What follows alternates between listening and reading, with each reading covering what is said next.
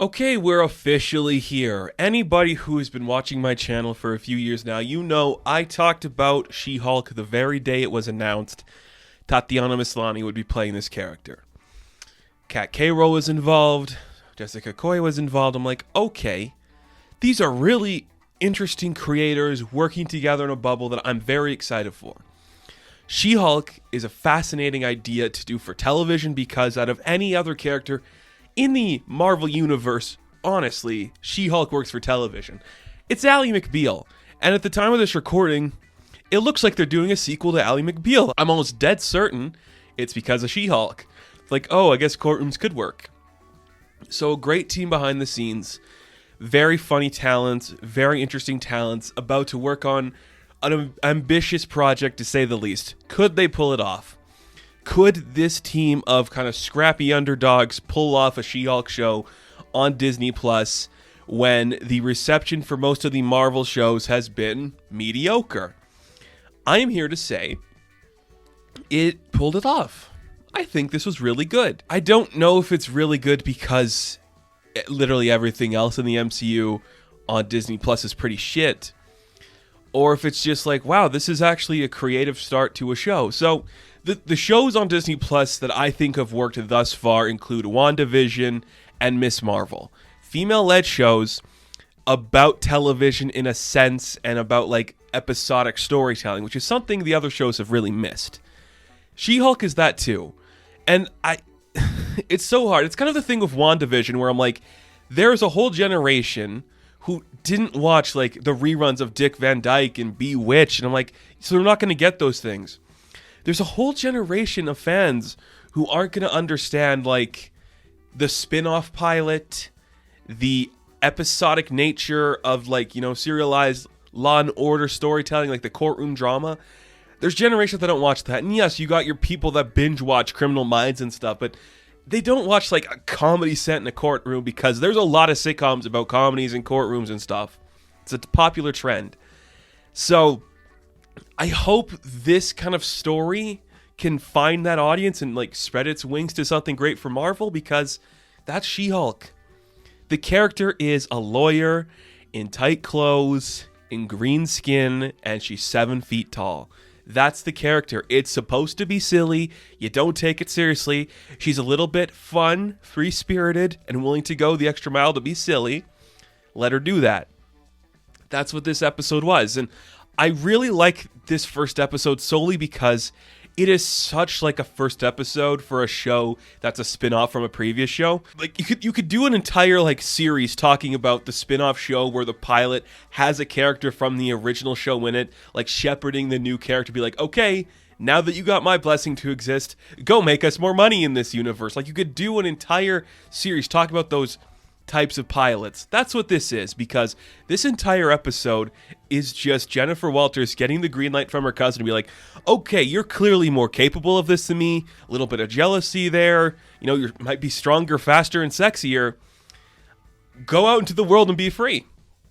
You know, they have their little tensions, but it ultimately works really well. And I really like that setting. It opens up with Jennifer Walters doing like a speech that she's going to say in the court. And then, you know, her friends are like, ooh, you're great. I love Nikki. Nikki's already my favorite character. She's going to be the character I talk about the most. Fashion forward, super funny. Just like your best friend who's got your back no matter what. She's great when she just like, take off your shoes. I'm going to record this shit. You're awesome. I love Nikki. She's great. Ginger's fantastic. I would watch her do anything. And then we get to fourth wall break. And here's another point of contention where some people online might be like, okay, why is she copying Deadpool? Honey, she was doing this before Deadpool existed. This is She-Hulk's thing. She is Marvel's fourth wall breaking, Elvira type character, and she should be like that. So they're doing it in the show? Awesome! We don't spend any time explaining it. It's just like, okay, this is a courtroom show, it's a lawyer show, but before that, you might want your bullshit MCU shit so you guys can actually understand what I'm about. And then she's just like, here it is. And I'm like, yeah. That makes sense. That's such a She-Hulk way to go about it, where she just like, we're in the middle of the story. Oh yeah, you guys are idiots. You might need context for this. Here. And we get the context. Guess what it is? It's so lazy. I love it. It's such a spin-off pilot lazy. I love it, where she's in a car with her cousin Bruce, talking about Captain America having sex. A spaceship shows up. They crash. His blood gets into her blood. Gamma radiation. They have the same weird genetic disease where they can absorb gamma radiation, become Hulks. The She-Hulk. We have to explain nothing else. It's all there. We get it. I'm like, thank you. Don't waste time. Your audience is smart enough to understand, or it's like we're like almost 20 years into this shit. You don't have to explain it anymore. We can just literally take it all at face value, which is what we're doing. So I'm like, cool. Then the rest of the episode is essentially Mark Ruffalo and Tatiana Maslany playing off each other, seeing who's best. And there is a really good sense of like sibling or family rivalry, which I like to see. Just like, yeah, they're cousins just playing off each other. It's very cute, very fun. And then it's just like, oh yeah, we really are having problems with our VFX people. And we're not paying them enough and we're overworking them. And look, doing these reviews, it's going to be a big point of contention for a lot of people is like the mixed VFX. I don't want to talk about it because I really think that industry is under enough scrutiny, and me being like, no, isn't going to help. I'm just going to say this. It's definitely mixed. There are moments where it's expressive and perfect, and certain shots where her hair just falls perfectly and her eyebrows just look perfect. And then there's shots where Hulk is repeating the same hand motions while his face is very static. You know, like it's not moving. It's just, yeah, we're doing this now. And I'm like, oh, weird. And it looks bad. But that's what I'm expecting from Marvel now. They are very iffy on their VFX. I do not blame anybody involved in the production unless they are actively seeking to destroy this thing, which I doubt there are. I think it's Marvel's tight deadlines and lack of like creative direction. That's it. All I want to say on that, very mixed, but where it looks good, some of the best in the game, because you have to get that right. And the other problem with this is no slight at Tatiana. I really think this is like a performance we've seen where I'm not convinced you couldn't just get a taller woman to paint her green and act. You know, like I'm not convinced we couldn't do that. Now it's different with like Hulk because you can't just paint him that color. He's bulky and huge.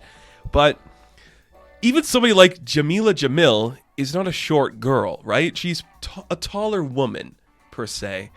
I'm convinced you could have got a bodybuilder to do this. Paint her green, be as funny. I know I see some of them on Twitter all the time. There's a lot of comedic bodybuilder women out there that could probably do this just as good as the VFX could. I like Tatiana when she's on screen as her character. She's very fun, very flirty, very just kind of like in her own headspace, and I really dig that. She's kind of like, she's really capturing an older generation of woman compared to what we've seen lately in the MCU. But her energy very much is way more compelling than Florence Pugh and Haley Steinfeld's. Like, she's just electric in like a quieter, subtle way where there's no need to like just be flashy or creative. It's like, I'm a woman, men are shit, I'm just gonna have fun and do my job. I'm like, I respect that. Because the other thing about the show, it is really a message about her being a woman in a field where men look down on her. And it's an important thing to say because that's the truth, okay?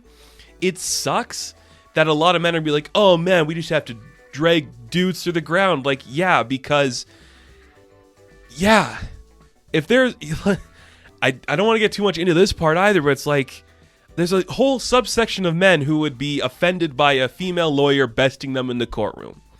And now if that woman was 7 feet tall, green, and could kick your ass, those same men are going to feel a different way too. And it's just like, yeah, that's believable. Everything about that is believable. Her little small moments where... It's my favorite moment in the entire episode, actually, where she's like in the bathroom at the bar after hulking out for the first time.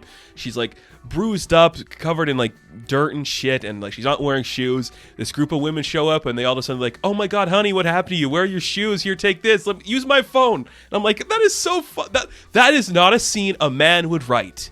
And I know I hate to say that because it's like any writer could do anything, but no, a man's not doing that. A man's not doing that. Like, a man would just be like, look at her, like, oh, she's so big and sexy. Like, shut up, we know. It's important that a woman creative is behind the scenes on this property.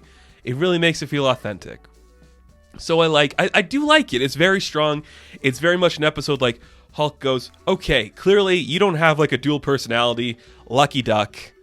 If you need to go back home, okay, like clearly you can control it because it's such a stupid thing that I 100% believe where it's like, yes, a woman probably can control her emotions better than a man in this kind of situation because she has to every day because she's a lawyer in a room where men don't like her. And like, I believe that completely, that she's in that situation a lot. I can buy that.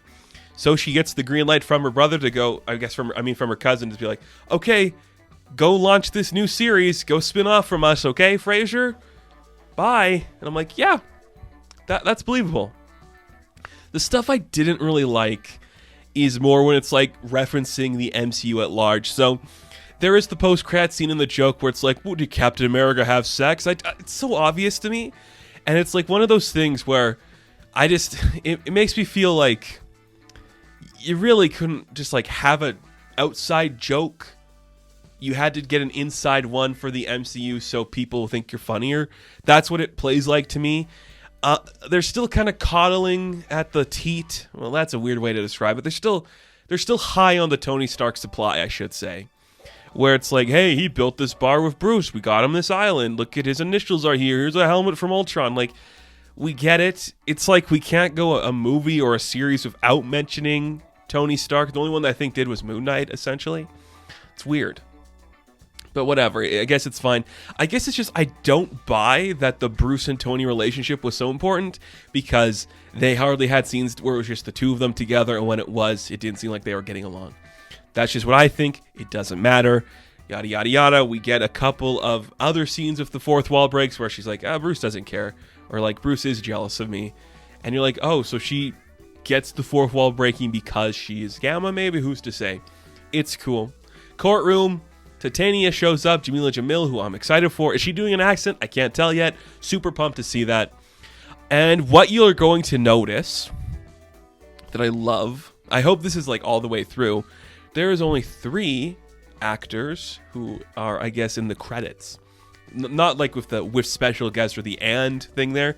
It's just Tatiana, Ginger, and Jamila. And I'm like, I love all 3 of those women. Are you kidding me? They're all the 3 leads? Oh, yes, I'll eat this up because this is She-Hulk. This is the character, a courtroom drama, a silly comedy, breaking the fourth wall. She is better than the Hulk. That is her conception. That is why she exists, to make fun of the men who think she's incompetent. That is this character. It is doing a great job at that. The jokes were good. The effects were okay. The story is getting to where it needs to go. We had to get through this slog of a first episode to get to the funny courtroom stuff. And I could honestly say for the first time out of any project in the MCU, I am genuinely excited for the future of Marvel stuff. Because I was like, whoa, we're actually doing something. Like, I loved Miss Marvel, but even that, it lost its like fun-spirited energy halfway through the show where it just became a standard thing. And this is just like, oh, You can't back off doing the fourth wall breaking because that's intrinsically the character now. We're going to do something creative. And I'm like, yeah, awesome. Let's see it. Awesome. Great music. Great camaraderie between women characters on screen. I'm on board. If Mark Ruffalo never shows up again, I'm still on board. Tatiana, kinetic energy as this character. Could we have just gotten a hot, sexy bodybuilder girl to step in and be painted green? I really think we could have. Maybe have 2 leads there. And I'm seeing, like, I think we had a stand-in, too. Like, we had a reference. They actually had, like, an actor on set as the reference for the She-Hulk scenes. Why not just have her do it? But whatever. Doesn't matter. Very excited to see what's coming next. Honestly, I don't know if it's my favorite show thus far because it's 1 episode, but it might be my favorite premiere episode because it is like if we did a spin-off from a show that already existed. The character's like, there you go, goodbye, see you later, Ally McBeal, you go be a hero now. Like, yeah, I'm there. I am there. They're having a burping contest, and it's funny. And it's funny. That's... Okay, She-Hulk works. She-Hulk Attorney at Law, episode 1. Really good. So that's going to do it for this review. I'll be back every week to talk about it. Be sure to like and subscribe to the channel. As always, you can check me out on Instagram, TikTok, and Twitter. And as always, I will catch you in the next one. Have fun. Stay safe. Good luck.